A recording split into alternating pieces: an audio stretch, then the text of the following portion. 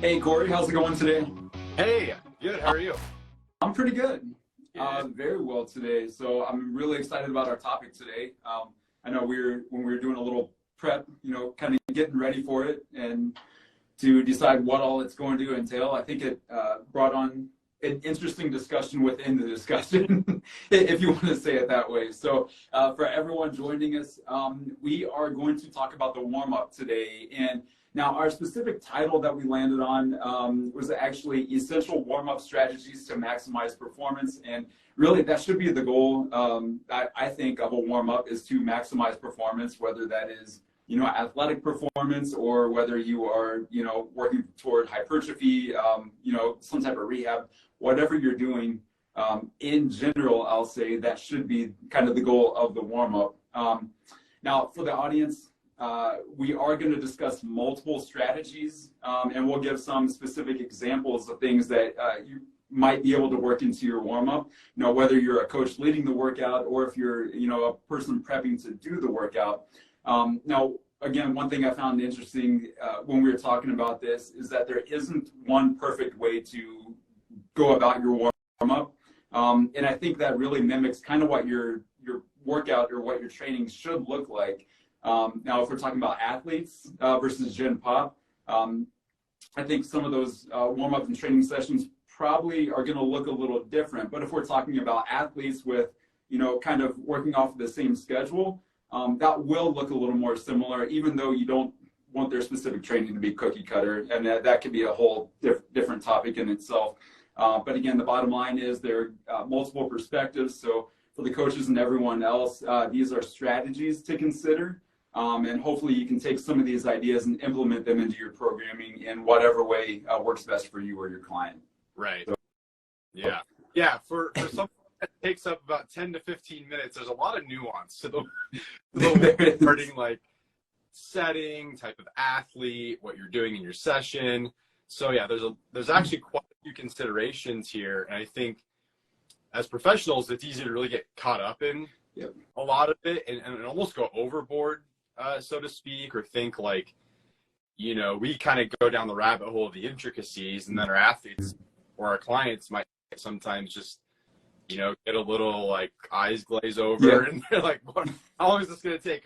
When can we go here? But I think the reason for that is we see the power of the warm-up. Like we, as professionals, hopefully realize how powerful that 10 to 15 minutes can be, not only for the performance of the subsequent session, but also for health and performance long-term. So that's kind of like where our headspace is at, so to speak.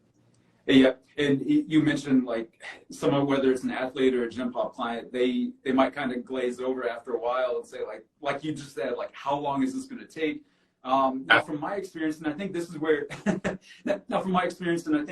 this is where we get different perspectives thrown into the conversation is, I'll say pretty much my whole career have worked in more of the private sector. And predominantly with athletes. Now, these are like junior high school age athletes. And I might see them, maybe sometimes 3 days a week, but mostly 2 days a week. Whereas I know some of your experiences in the college setting, or maybe someone who's working in the pro setting, it's more likely that you're going to be able to see them multiple times, maybe 4 or 5 times per week. So I think that's where the warm-up and obviously the training is going to be structured a little differently. And that's where some of the different perspectives can come in. Now, I mean, I can speak from, again, the private sector, junior high school athletes.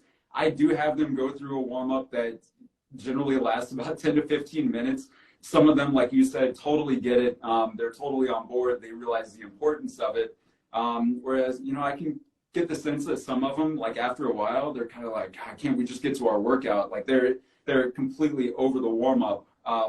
But as with everything, there's a purpose behind everything that we do.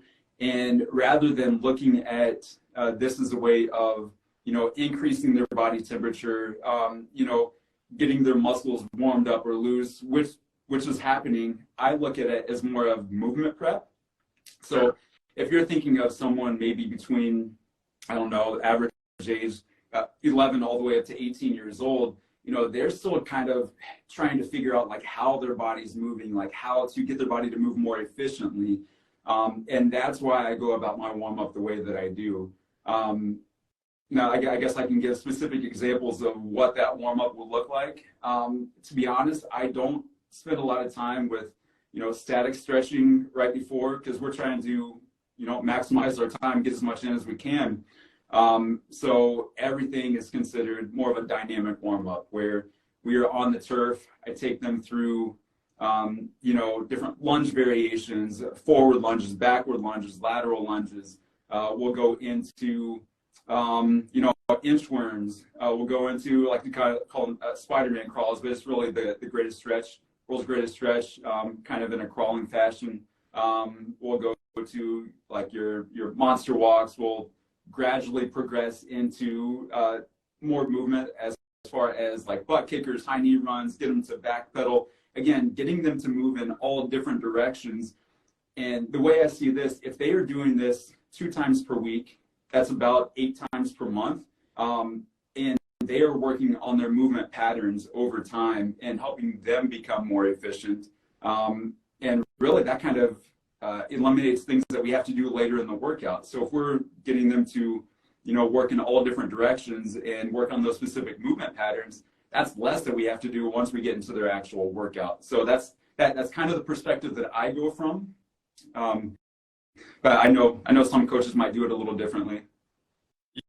Yeah, you actually touched on a lot of different things there. Yeah. But one thing you in there was we don't have to do things later.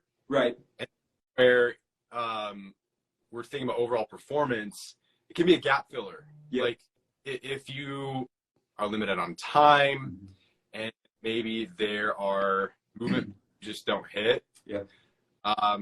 So I'm thinking of like CrossFit right now. Like okay. CrossFit basically has 0 transverse or frontal plane movements in it, like almost none. Right.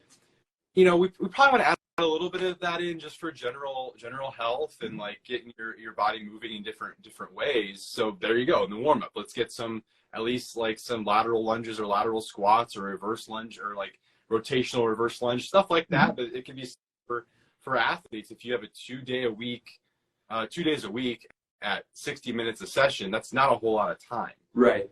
You might prioritize certain things in the session itself, but from like that an overall movement pattern development, overall, not like trying to kind of maybe avoid overuse things or just full development. The warm-up's a nice place to add that kind of stuff. Definitely. So, and again, that's why I approach it that way. Again, a reminder, these are ideas, these are strategies. Everyone's going to go about it a little differently, but that's absolutely the way that I look at it. So when we go through that warm up, we are building on every movement until we get to the very end. We'll obviously go into, some like lateral skips, some karaoke, all that type of stuff, but we're constantly building that entire 10 minutes or so, 12 minutes or whatever it ends up being, so that we can go right into some speed work.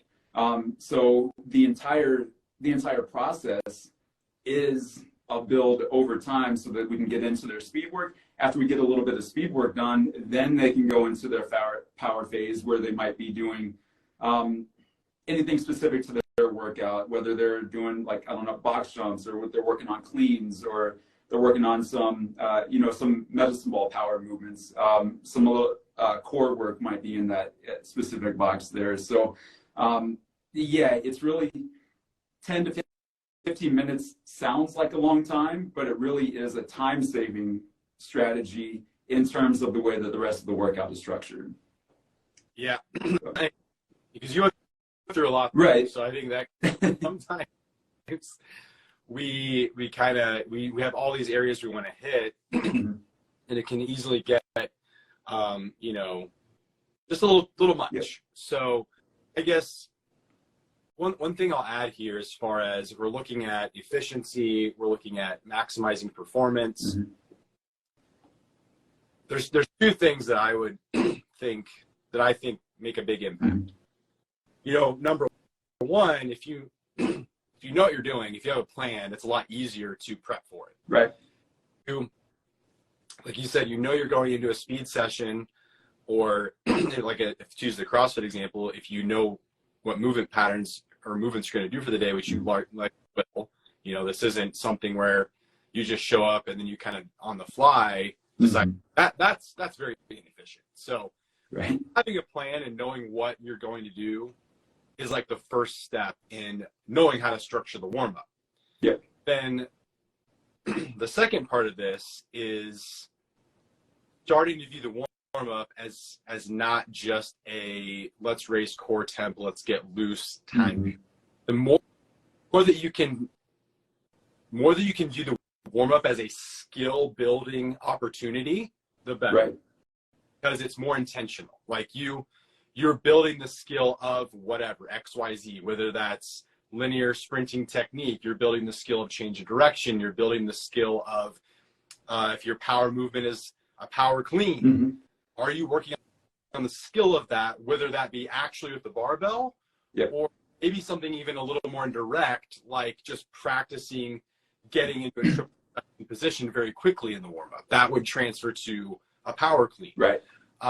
Like that, like if you can just switch that mindset, and from a client to a trainer to client or coach to athlete relationship perspective and buy-in, like they'll hopefully see that intentionality. Like, hey, we're not like doing random things to get you loose and get a sweat.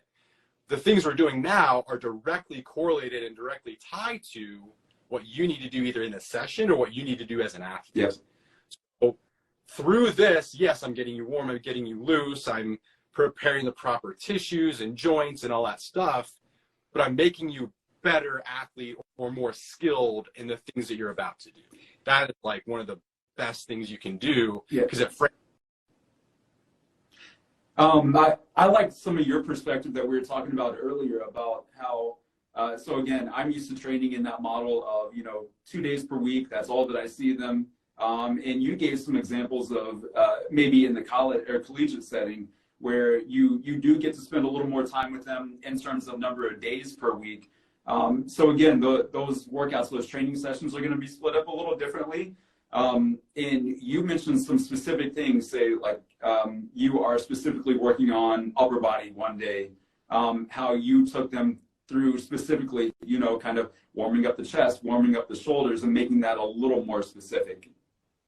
Yeah, well, actually, my collegiate setting was probably a little more close to the private sector because it's small college, and anyone who's worked in a small college setting, your weight room is just like a revolving door of, all right, this athlete group starts now. Well, 30 minutes, another athlete group starts. So we got, move people along. But yeah, so I guess one of the strategies I really like to use, and again, this is the mindset of, we're trying to build the skill, we're trying to be intentional.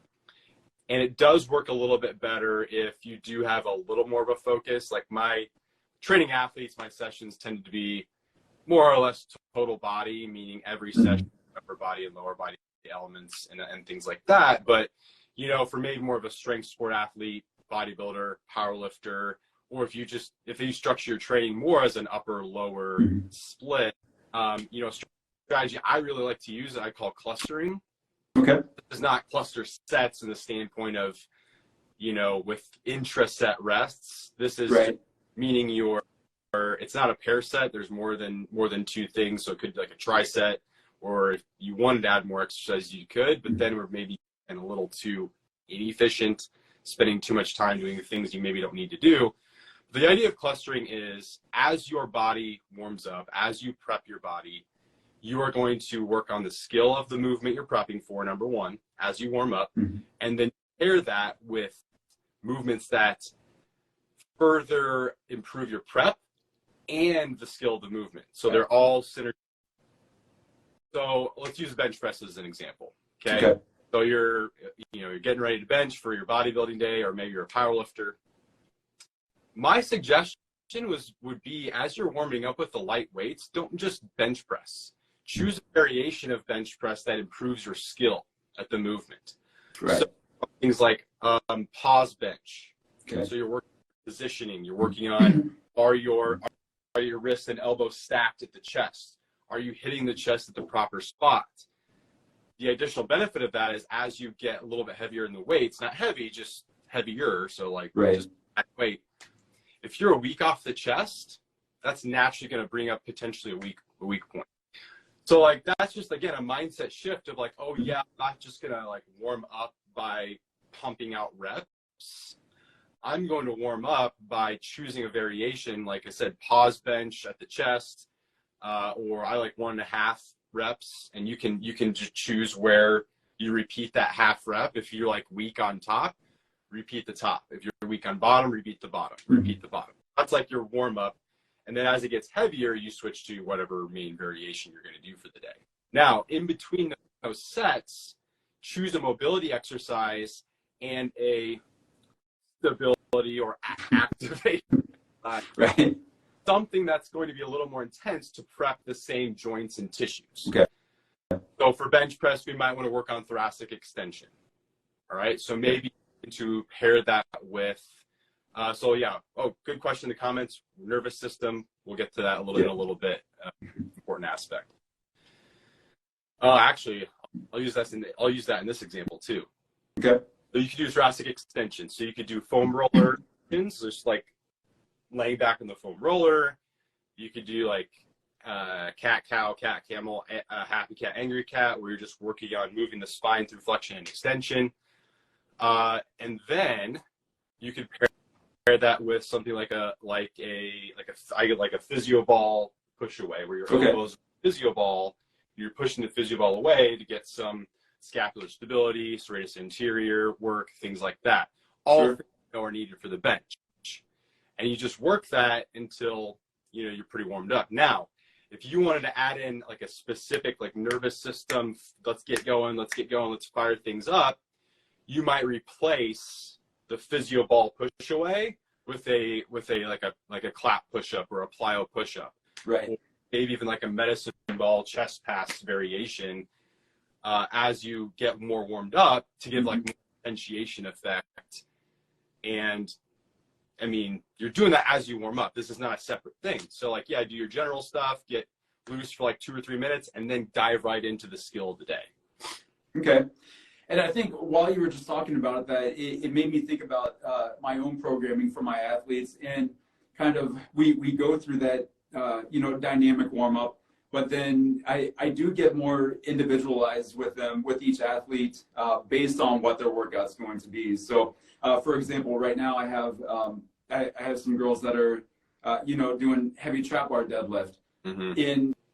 So that while that's their main lift, the box before that, for one example, I have them doing like a band resisted hip extension, just to kind of get those muscles a little more prepped for the movements that they're doing later. If they're working on bench press quite a bit, a little different than what you talked about, but still similar in some ways, I might have them do like a medicine ball chest pass, just to still work those similar movements in, and get that nervous system, get the whole body moving a little bit more, in preparation for really what they're going to be focusing on later in the day. Yeah, absolutely.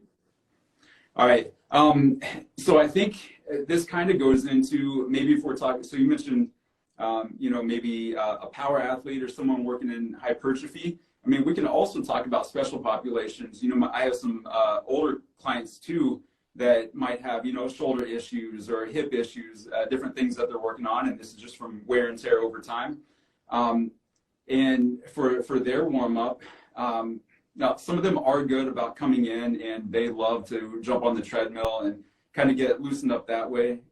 For them, I think that is a good idea, just to, increase their body temperature a little bit for their overall goals and what we're going to focus on during the workout.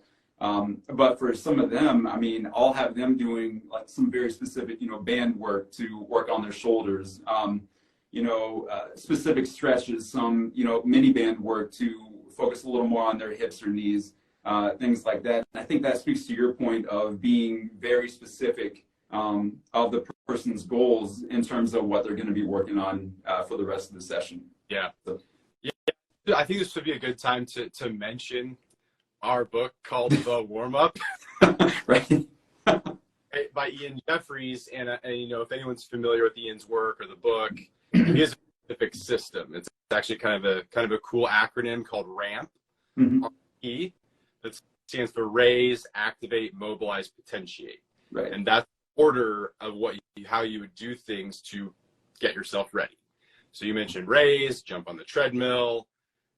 It could be just like general jogging, dynamic movements. Yeah. I would suggest if you can make that like a skill-based thing, cool. Like, let's do that just to maximize time, because, you know, like a treadmill or a elliptical is very general. Like, it's going to generally ready and increase blood flow and get you sweating, but it's not going to maybe prep anything very specific. So, so to activate, mobilize, activate would be just like what you mentioned with your banded hip size. You are loading specific tissues to a, you know, a lower degree than you would in the main movement, right? You know, same thing with like a push-up or a banded push-up for bench press. And then mobilize would be mobility or flexibility for the specific muscle groups or whole body. Now, in my mind, like, I think those are kind of interchangeable. Like, I don't think they have to be in that order. It just makes for a nice acronym. Because I've been in situations and I've had athletes that really like the M before the A. They like to kind of do a little stretching, a little bit of mobility before that. And then lastly is potentiate. So that would be an example of the explosive or clap push-up that I mentioned earlier, where you're doing something that is either explosive or it's very, very specific to what you're going to do.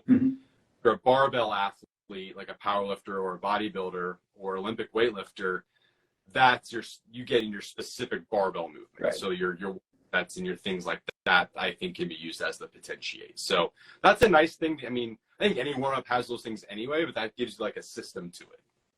Right. No, and I think that is a good point.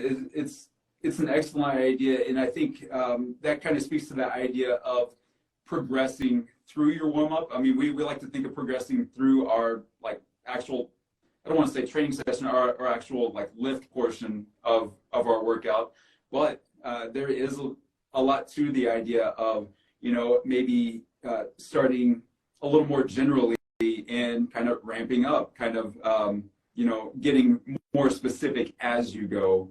And again, that all depends on time. I mean, if you only have 30 minutes for your session, I mean, you're going to be very, very specific in what you're doing for your warm-up and then your session. That becomes the issue of the general to specific thing. Like, if I'm a powerlifter and it's max effort upper, maybe I include some of the lower body stuff in my warm-up, but I wouldn't spend much time on it. I just wouldn't. I'm filling a gap and things like that. But to maximize time and efficiency, get to the skill I'm doing for the day as soon as possible, as soon as I'm ready. Like, I get both, and when we're talking about field and court sport athletes, might be a little more important because there's just naturally way more you're doing in a day. But that's where I think, again, if we're thinking about efficiency and maximizing time, the general stuff I think needs to be used as little as possible. Like, what's the minimum threshold to get me generally ready, and then let's get to the skill aspect as soon as possible. Right.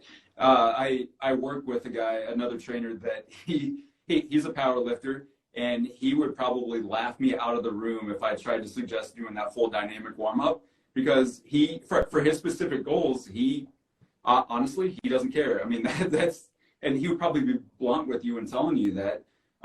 But those just aren't specific to his goals. I mean, if he's working on a heavy bench one day, and he only has maybe 20-25 minutes, like in between training other clients, he's going to warm up his shoulders. Kind of a lot of the things that you were talking about, warm up your shoulders, warm up your chest, you know, just really get those areas loose so he can, you know, get in, focus on exactly what he needs to work on for that day and get out.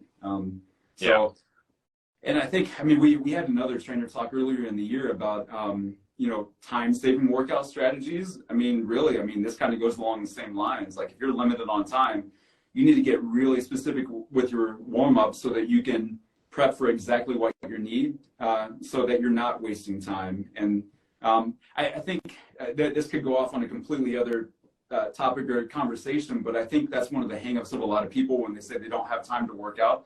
They think of that long extended warm up. They think that every lift or every training session has to be an hour, like 90 minutes, whatever, that you see some people might be doing.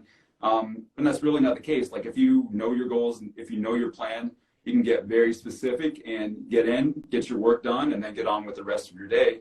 And then you're not skipping out on workouts or warm up, which could, obviously lead to other injuries or something else negative down the line.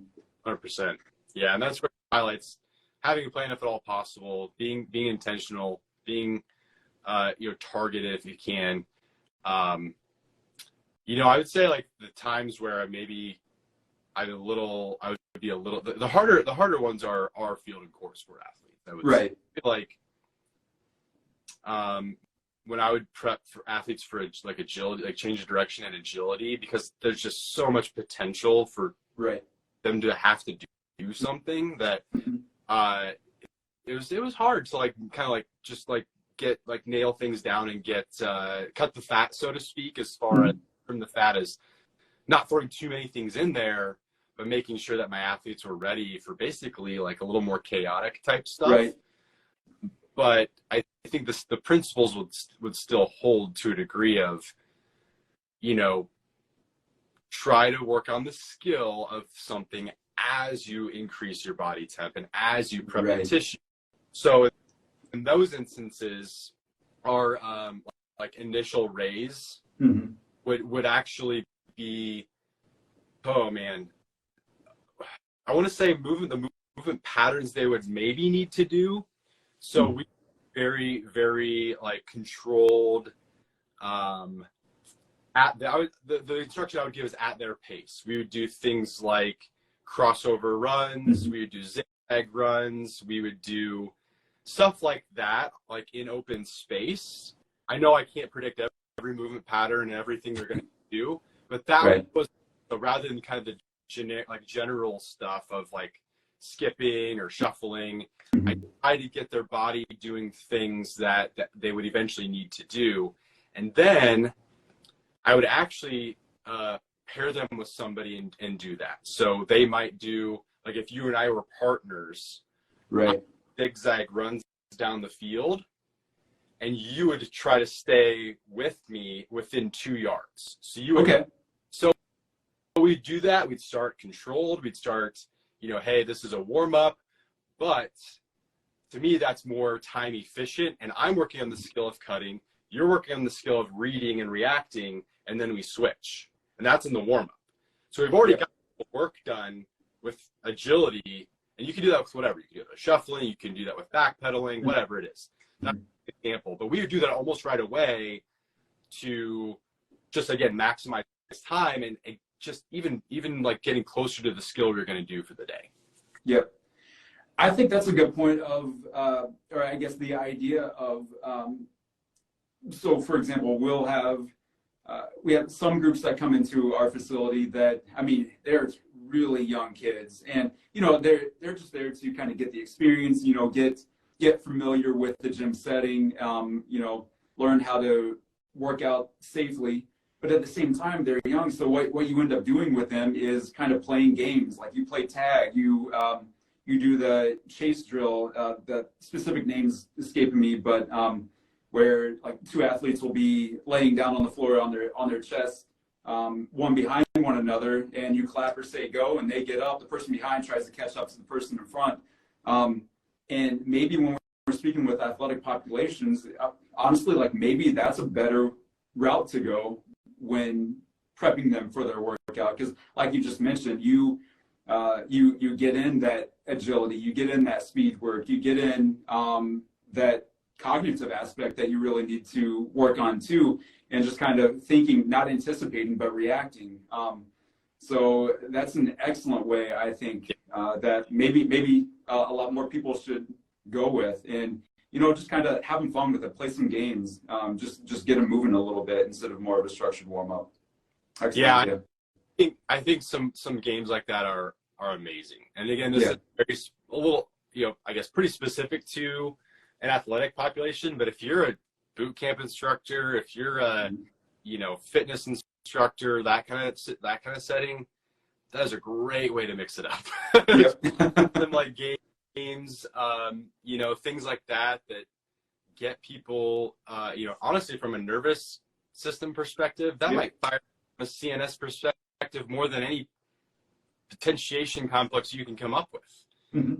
We're thinking about getting people mentally and physically ready. Think about how, like what you just described. Think about how much you get done in that. You get so much, an enormous amount, right? That one activity. And so I think a lot of trainers, coaches get there where we really like our categories of things and we like to tick off, but a lot of things get accomplished if you do something like a warm-up. Yeah.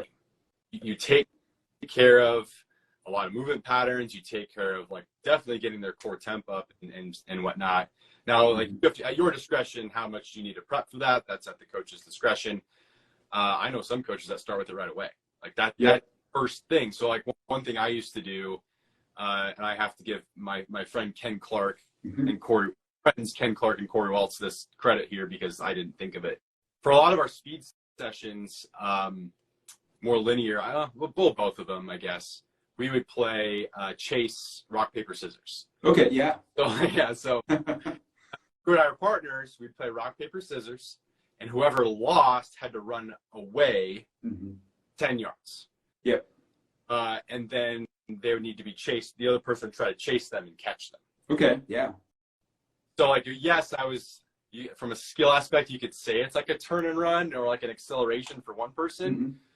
But at 5:30 or 6 a.m., like really good to get them like thinking or, wake them up a little bit. And I wasn't really worried about anyone getting hurt. Like they're going to go at their own pace. But more than that, it was, let's wake up, let's have some fun, let's laugh, let's whatever. Because as you can probably imagine, there's a lot of this, like people running in. Especially that early in the morning. Wait, was I supposed to run away? Or you? Or they get there and they just look at each other and no one moves. But stuff like that, I think, is amazing. Or you can even do other games that are involving more people. Again, you're working on perceptual cognitive skills, agility, all that stuff. I think is amazing for overall athletic development for athletes, especially if you. So a couple more examples. One similar to that one that I've had athletes do is instead of playing rock, paper, scissors, but have one, standing still, the other athlete is standing right behind them. And you have to make sure that you're not doing it in front of a mirror so that the initial athlete can't see. But essentially the athlete standing behind is just kind of standing there waiting and probably trying to psych out the athlete in front of them. And neither one can move until the athlete taps the other one on the shoulder. So the entire time that athlete standing in front is kind of like, kind of looking behind him, kind of trying to anticipate that. And then all of a sudden they feel a brush on their shoulder and then both of them naturally do the things that we try to teach them anyways, that hip shift, that push off. I mean, it all happens naturally because they end up chasing each other. Another one that I like to do is a little more structured, but this works better if you have, a decent sized group. So I'll get 2 lines of athletes. I'll set up cones, maybe 10 yards down, and it's a line of cones based on how many athletes are on the team. And it's essentially a race. The first one sprints down, grabs a cone, brings it back, puts it down, the next person goes. But to kind of change that up a little bit to get some different movement patterns in, of course, they love to sprint because they're fast, but I might change it up and say, hey, this time, now you have to do a lateral shuffle down and back. And it's just kind of interesting seeing like how maybe in a more structured environment, they're focusing so much on, getting that shuffle exactly right, or maybe they're doing like a lateral skip down and back. But when they get in that situation, they're racing, and it actually mimics more of the game field, the game style that they're actually going to be doing it in. So I think things like that, they're able to have fun. They're able to still get in some of those movement patterns, and it's more game-like in terms of what they're going to experience on game days as opposed to being too structured. Yeah, and from a coaching perspective, you're finding out an externally driven way to the patterns that you want them to work on, or the biomechanical things you want them to do. Like I mentioned earlier with the chase sprints, Mm-hmm. I think we all know athletes that when you try to teach like wall drills or acceleration technique, they're just like not getting it. Yeah. And chasing scenario, and like, oh, you can do it. And so again, it goes back to like way at the beginning of work on the skill, like make that your focus, like use this as a time to intentionally build some type of skill of the thing you want to go for. Mm-hmm. And, you know, if you can do it, if you can add an external way to do that, I think that's a really good thing to go for. Yep. I had a couple athletes, quick story here. They're actually out of college now, but one of the particular athletes, she ended up playing a Division I sport, and I would try to get her to, you know, do a 10-yard sprint, and she just looked slow. And I kept thinking the whole time, I know you're faster than this. Well, she had a friend that came in and trained with her, and so this girl, like I said, looked slow every time, you know, I clapped or said go and tried to get her to move. But as soon as you line someone up right next to her and it turned into a race, man, she just flew down that 10 yards. And it's that whole competitive mindset to get her thinking a little more. And honestly, her acceleration form was much better. Just because she wasn't thinking about it as much. She was competing instead of thinking. So for sure. All different ways to go about it. So we've been on here for a little while. I think our conversation started veering towards, you know, additional warm-up ideas that we didn't initially consider talking about. But again, the whole point of this was to offer different perspectives, multiple perspectives that, you know, coaches, you know, your clients might be thinking about, just to give you more ideas. There's no one right way, no wrong way to do everything, but you just have to find what works for you, what works for your client, and just help them get the most out of their session.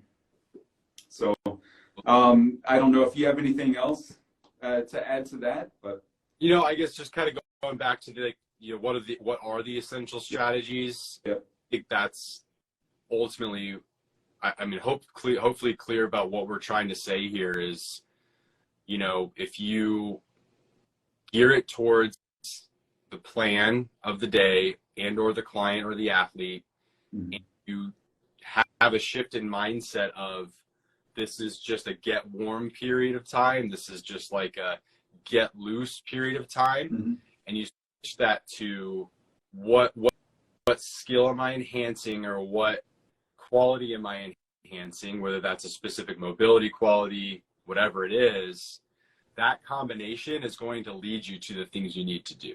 And that's going to make it more efficient. Definitely well said. So thanks for joining me today again. I love these talks.